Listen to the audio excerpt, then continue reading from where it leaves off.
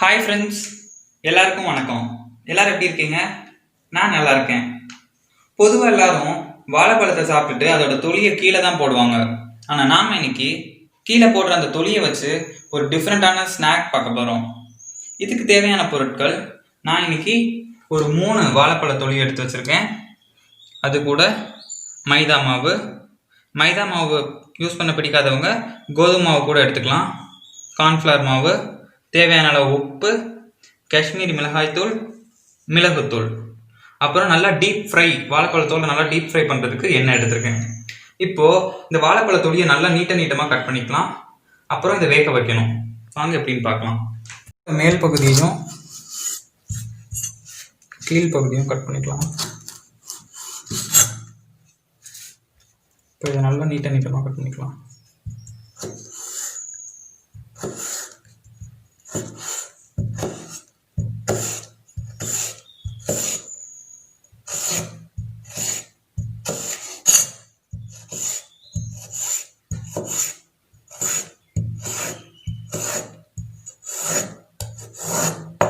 Cut பண்ணியாச்சு. இதே மாதிரி எல்லா தோலையும் கட் பண்ணி எடுத்துக்கலாம். தொலியை நல்லா வெட்டியாச்சு. இப்போ இதை தண்ணியில் வேக வச்சிடலாம். முதல்ல இண்டக்ஷன் ஆன் பண்ணிட்டு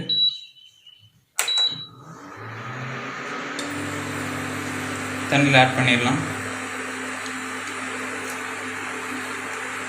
வேகட்டும்.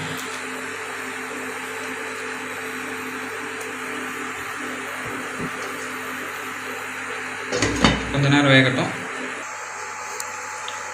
நல்லா கொதிக்குது, வெந்துருச்சு பாருங்க. ஆஃப் பண்ணிடலாம். இப்போ இண்டக்ஷனை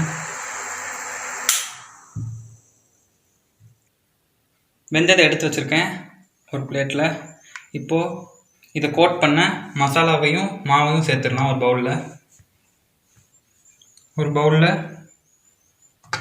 2 ஸ்பூன் மைதா மாவும்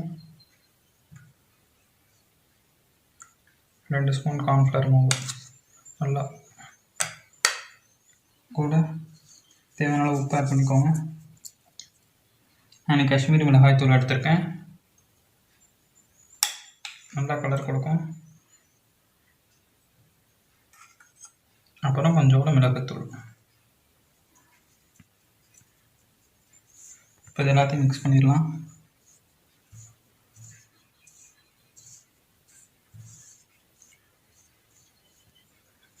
மசாலாவையும் மாவையும் நல்லா மிக்ஸ் பண்ணியாச்சு. இப்போ தொலியை உள்ளே ஆட் பண்ணி கோட் பண்ணிடலாம்.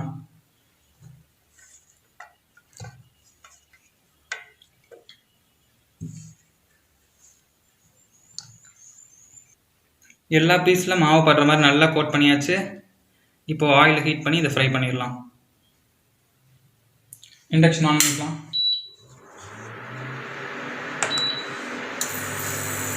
ஆயில் ஆட் பண்ணிட்டு கொஞ்சம் ஹீட் ஆகட்டும். ஆயில் நல்லா அந்த கோட்டட் பீசஸ்லாம் முங்குற அளவுக்கு ஆயிலாக வேணும்.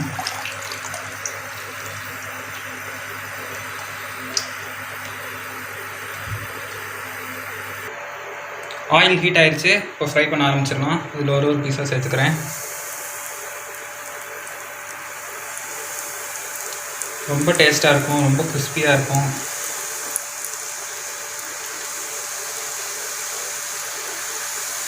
இந்த ஃபைபர் கண்டென்ட் அதிகமாக இருக்குது. இதுலேருந்து ப்ரோட்டீன்ஸும் கிடைக்கும். எல்லோரும் கண்டிப்பாக ட்ரை பண்ணி பாருங்கள்.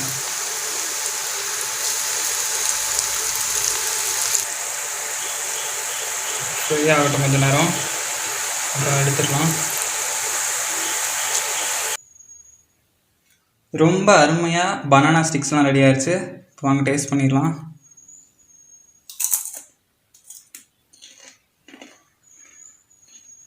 ரொம்ப கிறிஸ்பியாக இருக்குது பாருங்கள், ரொம்ப கிறிஸ்பியாக இருக்குது. கண்டிப்பாக நீங்கள் எல்லோரும் இதை ட்ரை பண்ணி பார்க்கணும். இந்த வீடியோ உங்களுக்கு பிடிச்சிருந்தா லைக் பண்ணுங்கள், ஷேர் பண்ணுங்கள். இதே மாதிரி இன்னும் ரொம்ப டிஃப்ரெண்ட்டான ஃபுட் வீடியோஸ் வேஸ்ட்லேருந்து நாங்கள் பண்ண இருக்கிறோம். அந்த இது உங்களுக்கு நோட்டிஃபிகேஷன் வர மறக்காமல் சப்ஸ்கிரைப் பண்ணிடுங்க. Thank you friends. வாழ்க வளமுடன்.